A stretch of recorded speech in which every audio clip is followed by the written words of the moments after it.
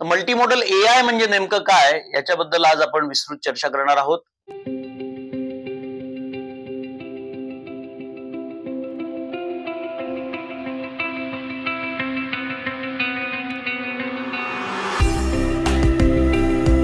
श्रोतो नमस्कार आणि खूप खूप स्वागत पुनश्च एकदा educational talks with professor Milind Pande.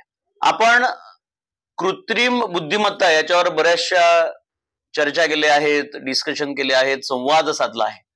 Multimodal AI हे एकाच प्रकारच्या माहिती साठ्यासाठी त्याचं विश्लेषण किंवा त्याच्यावर प्रक्रिया करण्यापेक्षा अनेक प्रकारचा माहिती साठा किंवा डाटा प्रोसेसिंग किंवा विश्लेषणासह समाविष्ट करून घेतो, त्याला मल्टीमॉडल एआय म्हणतात.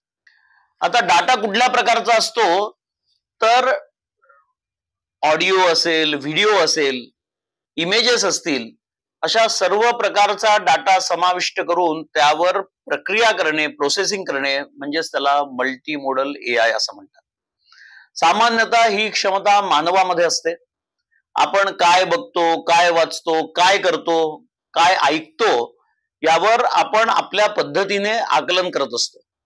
याचाच अर्थ मल्टीमॉडल एआय म्हणजे वैविध्यपूर्ण माहिती साठा प्रक्रिया करण्याची, प्रोसेस करण्याची जी मानवाची क्षमता आहे त्या दृष्टीने मल्टीमॉडल एआय हे एक महत्वाचे पाऊल आहे. उदाहरणार्थ तुमच्या किचन मध्ये विविध प्रकारचा भाजीपाला असेल तर त्याचा व्हिडिओ जर आपण काढला, त्यातून तुम्ही काय बनवू शकता हे मल्टीमॉडल एआय टेक्स्ट ऑडिओ आणि व्हिडिओ स्वरूपात तुम्हाला सांगू शकेल.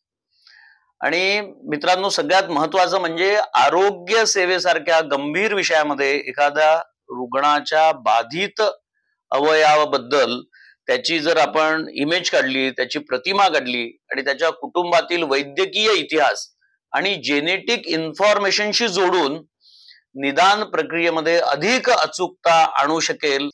अर्थात या सगळ्या भविष्यातील संभाव्य घटना आहेत मित्रांनो. मल्टीमॉडल एआय हे अगदी आता प्राथमिक स्वरूपात आहे, प्राथमिक टप्प्यात आहे.